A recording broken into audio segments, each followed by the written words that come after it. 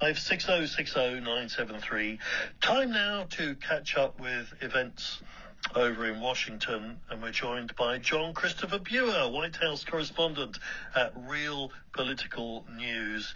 JCB, morning to you.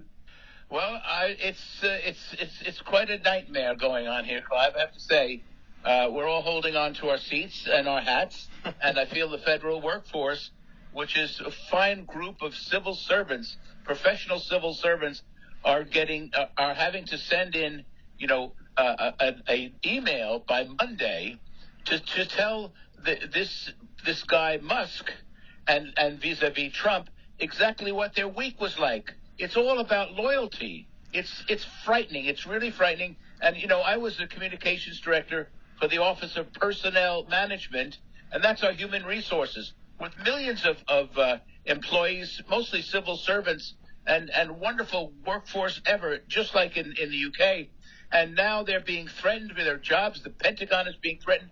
Top generals, the chief of staff, the CQ Brown, who's the chief of staff, like Mark Milley, is being forced out. The adjutant generals are being forced out. I don't know what's going to be left in this country, and I understand your PM is coming over, and I wish him luck because he seems like a good guy, and I think maybe he and Macron can put some sense into Trump's head, because he's really gone absolutely, as we would say, bat you know what. Well, it's an issue here as well. What you're describing, I suppose, is the equivalent of our civil service, isn't it? Yes, it is. And there are two views of this. There are some people who say that they're the backbone of the country and they run everything, and there are equally people who say they call it the blob. It's too slow moving and they don't do enough work and there's a lot of wasted money. I presume that's what Elon Musk is saying. Well, Elon Musk says whatever he can to have regulations and departments pulled away that would have anything to do with checking on the veracity and the legality of his programs that he's trying to put through. Because if you take all the rules and regulations away, then these fat cats make even more billions of dollars. And I have to tell you, I worked in the federal government during Clinton, and I was an appointee. So I was a political guy. And when I went in there, I had people working for me, 20, 30 people in the different offices of the different agencies, and I was in awe of these civil servants, as you would say. There wasn't a blob among them, and they were dedicated, hardworking people. They cared about their country. They could go off in the private sector and make a hell of a lot more, but they didn't. And I love these folks, and I feel exceptionally bad that he's delivering speeches right now as we speak, denigrating the public service and the public servants of this country, the thing that made this country great, and this thing has been going on since this country was founded. What is this email you're talking about then? What have they got to write, and who's got to write it?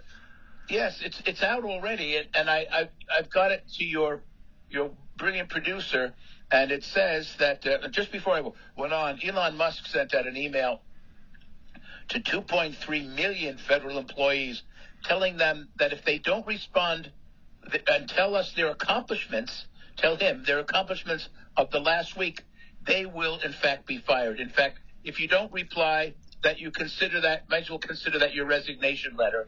And it's such blackmail. And can you imagine people with children and wives and husbands, with partners, with people they're supporting and they love? And it's not only the people in the Beltway, as we call it, some people call it, in Washington, D.C. and Northern Virginia, but there are federal workers, and I've been all over the country, 50 states, and Washington, D.C. and Samoa and the Virgin Islands that are dedicated to this country.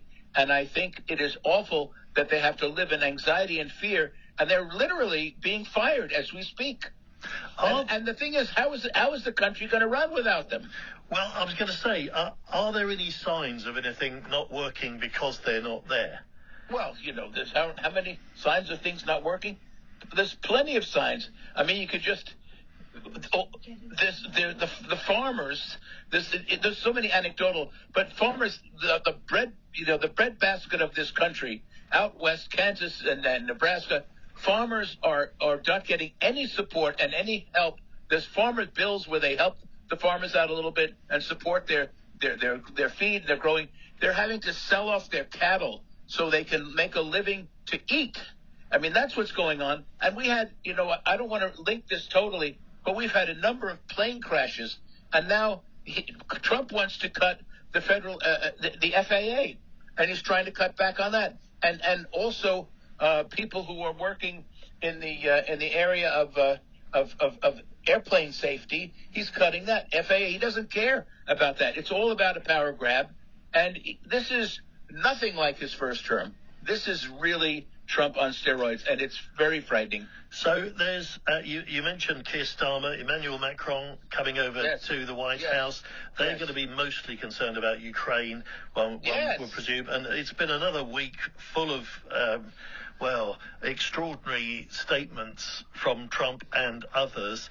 What do you make of all of this then? What do you think is actually going on there?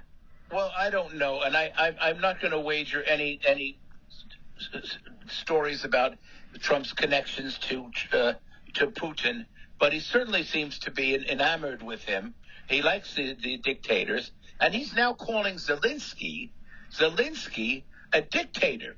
I mean, this is a guy whose country was invaded, as you know, first Crimea, and I believe it was in 2014, and then it continued in Donbass, moving over and trying to take over the country. And these Ukrainians have been so dramatically powerful to thwart Putin's invasion, and the fact that now Trump is calling Zelensky a dictator, it's just absolutely mad. And you know who's loving it?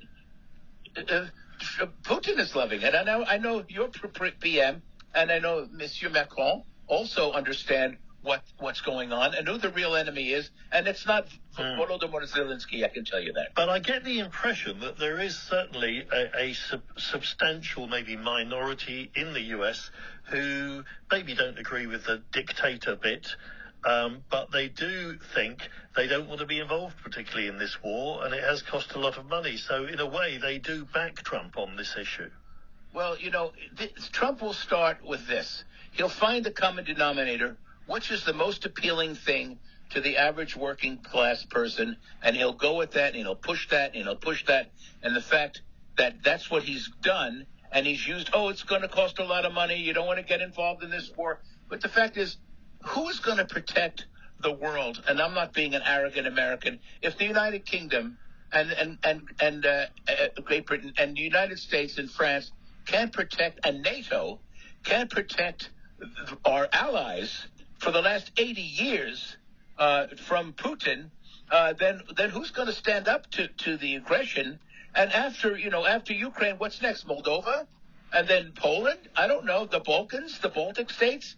This is what's going on, and it's really becoming like a cacophony of nonsense coming out of this White House. And I have to tell you, it's tough to go there and listen to this stuff. But that's my job. Well, I wanted to ask you about that as well. You say go there. You have been reporting on the White House for a long time. Yes, I seem to remember there was a bit of a hiatus because Trump basically banned a lot of people and didn't hold press briefings in the normal way. What's the access like? I mean, he's banned a lot of media organizations as well. Do you actually get to go to the White House, or is he keeping you out now? No. I'm for some reason I'm on their good graces, I guess. Gosh. But I have what we call in the lingo a hard pass. I can go to the White House. I can go to the briefings. But they at this particular transition, just like we had when he was elected and they took over the White House, I still went and I reported fairly, I believe. But there's one news organization that was not allowed to go into the Oval Office, and it's the Associated Press, which is the gold standard of all of us correspondents, and they were thrown out, and now the Associated Press is suing the White House and a few of the operatives in the White House to get access again. But it shouldn't have to be that way. We're there to question, to put the feet to the fire, just like I was told years and years ago by people like Dan Rather and and all the wonderful people that I worked with from the old days. And they said, you get in there and you ask those tough questions and be respectful.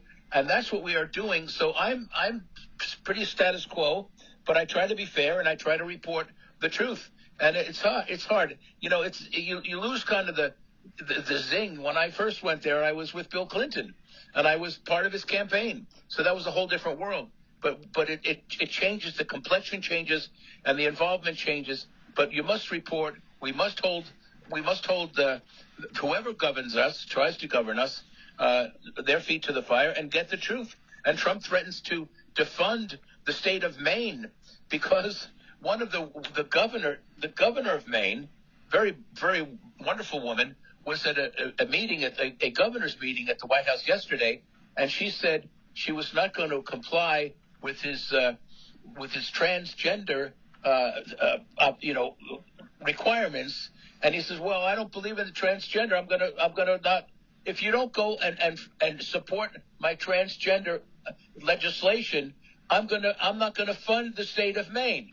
And also, it kind of gets really bizarre. Aside from the ridiculous tariffs he's raising against our border neighbors, Canada and Mexico, he says he's officially changing the name of the Gulf of Mexico to the Gulf of America. I mean, this is madness. And the fact that the Associated Press didn't use that, he wanted to throw them out of the Oval Office. JC, thank you. That's Jon-Christopher, White House correspondent at Real Political News. Still time if you want to join in. Send me a message. Call in 0345 6060 973 LBC.